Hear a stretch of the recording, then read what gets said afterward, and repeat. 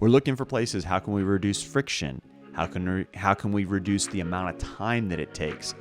Oftentimes I see, sales gets excited, they close a deal, and then it's kind of bumpy getting it handed off to customer success, production, right? Whatever's next, a little bit bumpy. So how do we make that just nice and smooth?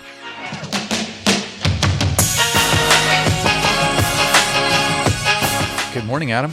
David, how you doing, man? I'm doing well. How about yourself? I'm great, man. I had a cool experience this weekend. Really? Yeah, ran my first adventure race ever. Had a blast. I didn't die. Still here. Everything works. So super exciting. Great experience. Can't wait to do another one.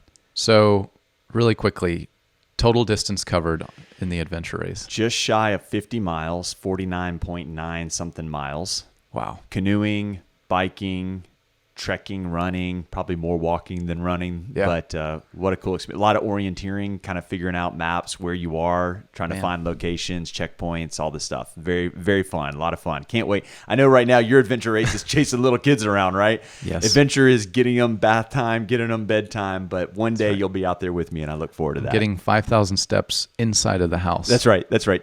So 100 flights of stairs, up, down, right? That's right. That's right. Well, this is exciting. Another episode. I'm glad to be here with you, Adam. Welcome, everyone. Our mission is to provide insights and best practices around finding, hiring, and retaining top revenue operations talent.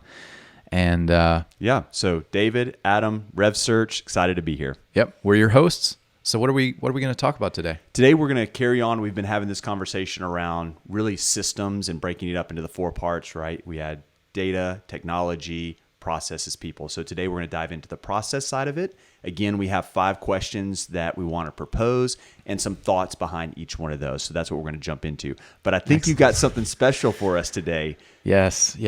I did not write this limerick. So we sought the depths of ChatGPT for a limerick that would fit our topic for today. And we asked ChatGPT to write us a limerick about the importance of company processes. All right, lay it on us. All right. In a company, processes hold sway. They keep chaos and errors at bay. From sales to production, with smooth instruction, efficiency wins the workday. Wow. I just hope I'm that eloquent in my answers to the questions you're going to propose. I just don't know if I can top that. We may just need to end the podcast right here. If anybody has a radio gig or anything like that, just message me on the side. That's right. So, man, good voiceovers. Job. Voiceover. I'll do it. Sounds great, man. I love it. That's fantastic. Well, beautiful. Hope that blessed some folks. So let's get right into the topic today. Let's dive in. Process evaluation for RevOps readiness. So the first thing we want to look at is process development. And this is where, again, we're looking at it from the angle of self-assessment for companies. That's right. So we want to ask the company the question, or the company can ask themselves the question, have we mapped and developed our go-to-market processes across the entire customer journey? Yeah, this is kind of the first step, right? And really it begins with, do you even have a customer journey? Have you taken the time to really develop that out and understand who's your ICP? What does that customer journey for each one of those ICPs, because they may look different. That journey may be different for your small, mid-market size businesses versus your enterprise businesses. So have you really looked at the different ICPs and mapped out that customer journey? But once you've done that, once you've mapped out, hey, this is the experience that we want our customers to have as they interact with us, the next step is then documenting the internal processes for that. What's going to have to happen? What happens in marketing? What happens in sales? What happens in customer success? What does renewals look like? How do we do onboarding, right? All these different things, we've got to document those processes and really lay them out for yourself internally of what those look like. Yeah. What I'm picturing when we're doing that is getting to a whiteboard and drawing out that map, really going from top to bottom and following those workflows. What are those processes across the entire funnel? And even better, probably the entire business, right? Yeah. I love that you say whiteboard. I can think about a company that I did some work with, and we went into their conference room, and there was no whiteboard. And I said, this isn't going to work. We're not going to be able to do this, right? You can use Post-it stickies as big giant boards, but man, do I love a whiteboard. so many pictures in my phone from whiteboard sessions of documenting a process. So yeah, you're exactly right. And then we're really diving into funnel gap analysis. What is missing? As we document that process, where are the places where maybe there's stalls, delays, what's missing? Am I communicating the appropriate information internally? Am I communicating the appropriate information externally? So what's missing within this entire process? And really the challenge here is to keep it as simple as possible. It's not that there are going to be complexities there that you're going to have to deal with, and that is okay.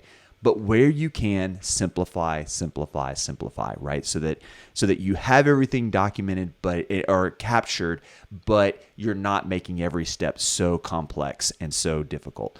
One of the things that I think is really important to go with the whole process development as well is looking at what are the different stages, the stages for marketing, the stages for sales, the stages for customer success, and really being intentional about those stages. I think oftentimes companies, sometimes they way overcomplicate that. I've gone into companies and I've seen they've got I remember the company that I worked for early on, we must have had 40 or 50 different marketing and sales stages. And 1A, 1B, yes, 1C, 1D. It was 1 to 9, and then every one of those had a letter that went along with it. And I'm thinking, my goodness, what the amount of information that I had to learn just to know, hey, this company is a 6C. The crazy thing is my manager knew them that 6C, that is exactly this. A 9F, it is this, right? But It was so complex. And so try to keep it simple, but also make sure those stages are relevant, right? Yeah. So if I'm looking at a stage for a marketing contact,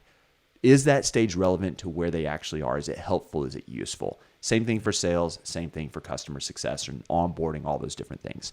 So pipeline management, getting those stages right will allow you to really manage those pipelines. Yeah, I think about having an emphasis on we need to have the right data. We need to get the right data, right?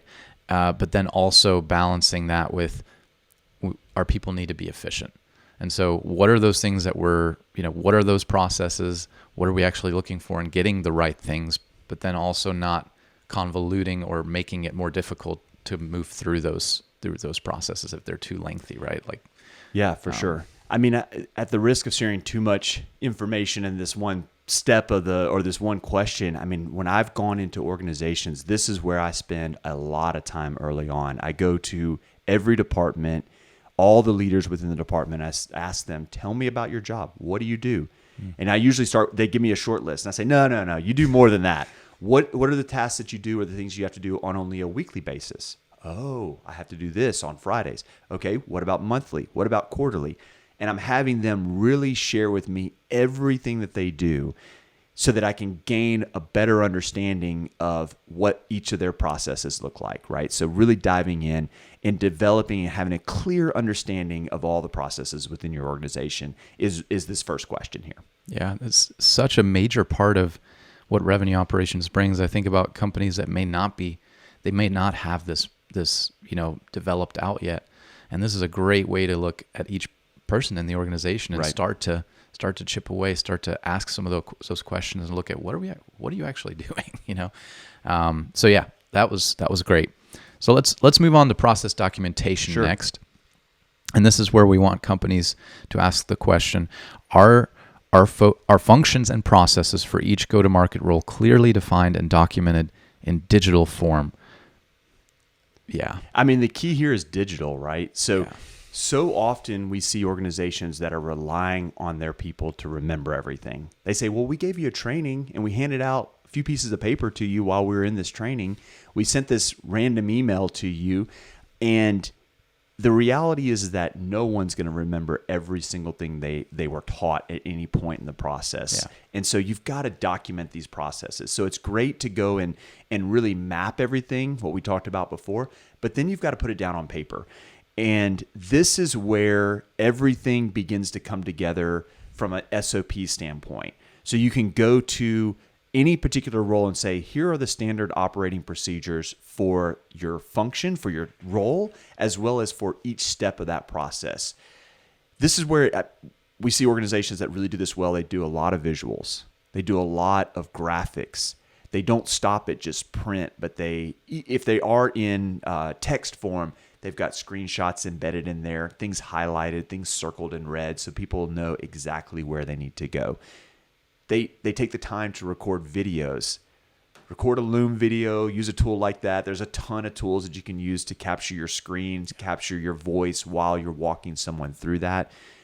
Checklists. I love checklists. Checklists are, I'm going to tell a quick story. I remember the first time that I flew in a plane with a private pilot, someone who, it was just him, just me in a small plane. He had a checklist that he had to go through.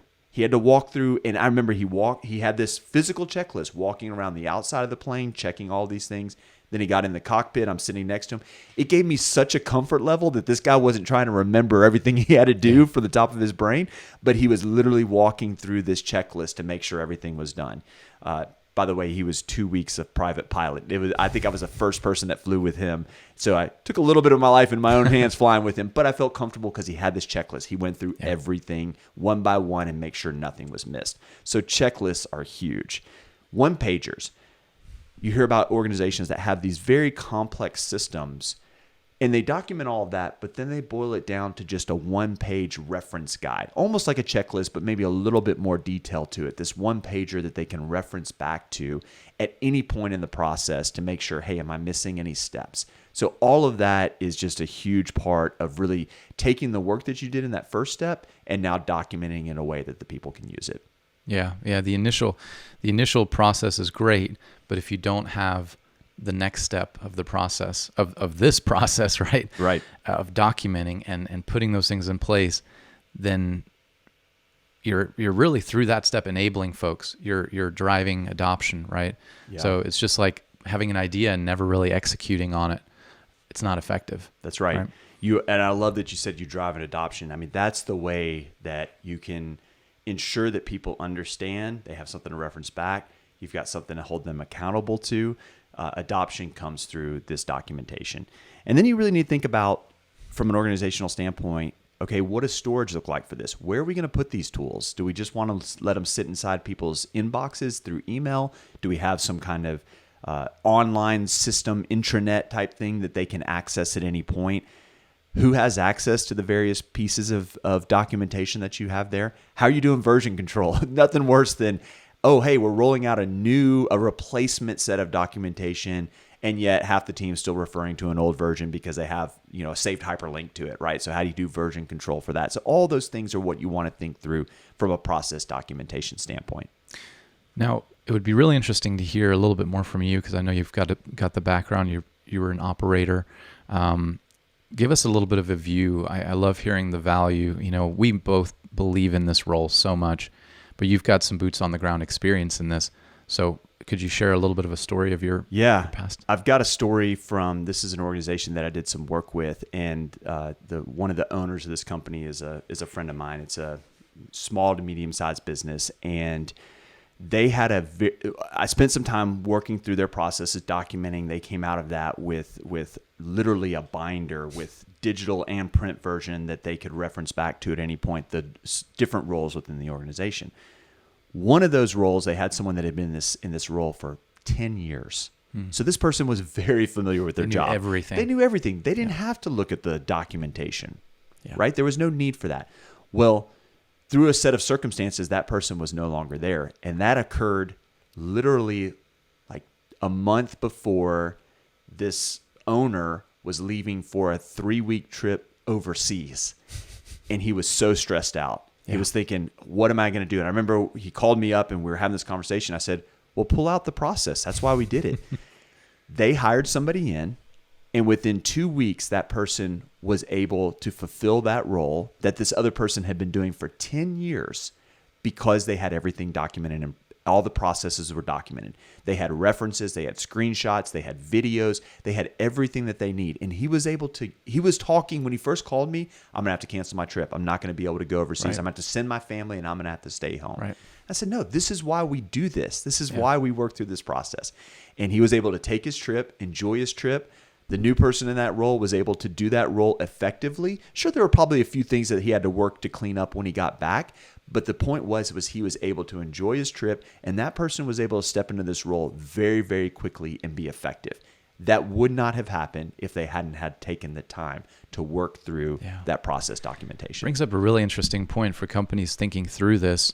If you don't have documented processes, I mean, you bring up such an interesting point in this talent economy, turnover, to avoid and mitigate risk and also work in the future when you have that turnover, right?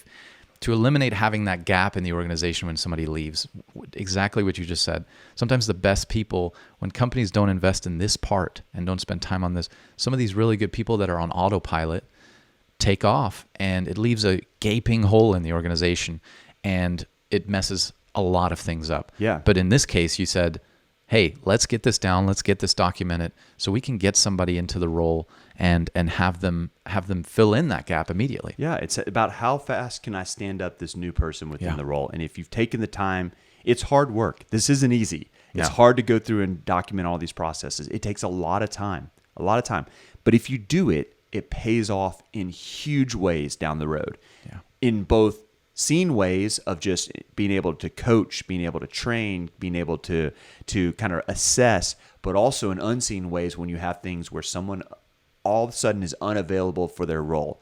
For whatever reason, it pays off in huge ways. And I think about myself, it's so difficult to get a deep understanding of, like, most people don't even know the depth of their processes. Of course. And so someone who's an operator goes in and starts asking questions, and this is so effective. Start drilling in, right? And going a level deeper. I think about myself, I think about my processes, and I go, that plus that equals that. Yeah, that's all I do. But there's tons of little things that are on autopilot, things that just happen. Sure. Exceptions, right? That didn't occur that way. So what do I do now? How do I respond to that? There's so much. It's so interesting when you sit down and ask somebody what they do and they start laying it out. I'm like, whoa. You don't get from there to there. What happens in between? Oh, I receive this piece of information. I do this task. Something comes to me. I send something out, right? There's things that occur that they don't even think about. And so really documenting every one of those is important. Yeah, great. So that actually leads us into our next portion, which is automation, really well. Because as you're building that out, as you're going deeper on those processes, you start to see some of those opportunities for efficiency. So the question we want to ask companies here is, are we utilizing technology to automate routine and repetitive tasks across all our go-to-market teams? Exactly. I mean, the first step of that is identifying those opportunities for automation. There's nothing, I love when I sit down with someone and they're unpacking what they do in their job, and I start having these aha moments where I'm asterisking what I'm documenting, saying, we can automate that, we can automate that. And then at the end, I say, well, what if I could take these 5 things off of your plate to where you wouldn't have to do them? They would just happen automatically. Oh, that'd be great. Huge wins. How much time would you get back? What else could you focus on? How much more confident would you be in the information that you were getting back from somebody else if it was automated to you rather than you relying on them to send it to you? All these things are, and so I'm just constantly, as I'm working through, looking for where are my opportunities to automate. Where can I make something easier, more simple, happen without them having to click a button, do a task, whatever it is, right? So once I've identified those, I'm really diving into analyzing what are the steps that have to occur, what data, what information do we have to have, what's the action that happens in this automation? Is it an email? Is it a stage change? Is it something that's happening from a connection or a contact from one person to another, either internally or externally? What's happening? And then what's the trigger that drives that? What's the thing that when this event occurs, when somebody moves this person from here to there within the CRM, when somebody makes this contact, right? Whatever it is, what's the trigger that occurs that fires off this automation? And so I have to really dive in and understand what's happening from that standpoint. And then the next thing I'm looking at is, what's the technology? What are we going to use for this? Can my CRM do this? Hopefully it can, but maybe it can't do everything I want. And so if it can't, what other technology can I use? Can I bring in? And we won't go into the technology, right? We've already talked about that. But what other piece of technology can I use for that? And really trying to figure out how can I make this a win for this role, for this individual, for this situation. Yeah. Yeah. Real life example. I think about what we're talking about right now, live reporting on RevSearch, right? And looking at our systems, and we're looking at our process of communication internally. And it's exactly what you're talking about, going, what is the best move here based on our processes and the way that we operate? What are the tools? Can we go to one tool, or do we need one plus many, right? What is the ideal setup? And so that's a big part of that. For sure. And then once you've got these automations, I've had this bite me before, test it. You'd be amazed at the number of ways that an automation could break based on one piece of information not being there, one variant on how someone interacts with it. And so test it. Think about all the ways that something could potentially go wrong, because the last thing you want to do is build this automation and tell somebody, hey, this is going to save you a ton of time. It's going to make it so much easier. And then you deploy it and you realize that there's 25% of the time it fails and nobody's watching it and knows that. And all of a sudden, it actually got worse, not better. Yeah. Because that does a couple of things. One, obviously, it breaks down that journey for that customer in that moment, but it also makes that person who you built this automation for lose their confidence in automation. Yeah. Next time, they're going to say, nah, I don't want that. I'm going to do it myself because I can't trust the system to do it. And so implement it and test. Really work through that. Yeah. The last thing you want is them to revert back to pen and paper. That's right. That's right. All right. So then we want to go into cross-functional application. Here's where companies can ask the question, are our processes cross-functional, enabling all our go-to-market teams to work more effectively together? Yeah, so in this idea, I really want to encourage organizations, this is where you pull teams together. So oftentimes I start with diving in with any one particular, maybe I'm diving in with marketing, and then I dive in with sales, and then I get with customer success. But once I've done all that, now I'm bringing teams together and saying, there's going to certainly be points in which you guys need to interact. So let's work together to build those processes as well.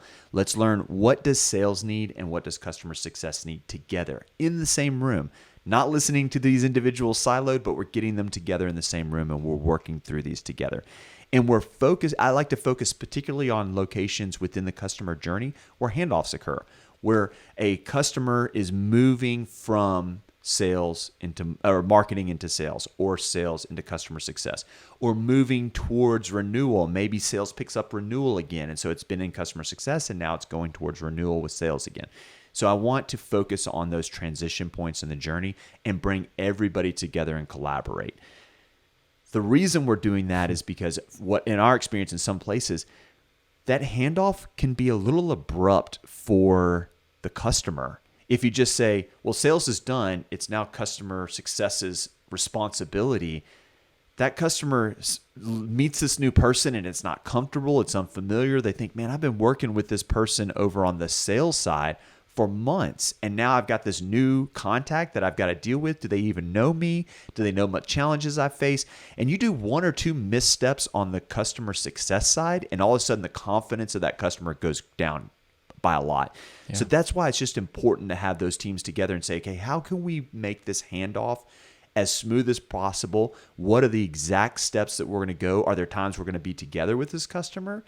Are there times I'm going to make a clean handoff to you, but we're going to make sure the customer's in the loop, right? What does that look like? And just documenting that together, because there's so much of this, of these processes that are going to go from one team to the next. And so work together to document those things. Yeah. The seamless customer journey, right? There's no way to attain that unless you do that work collaboratively on the inside, have that war room, get together and get people thinking about each other and what that looks like, because the effective inside equals, the better customer experience on the outside. And so, yeah.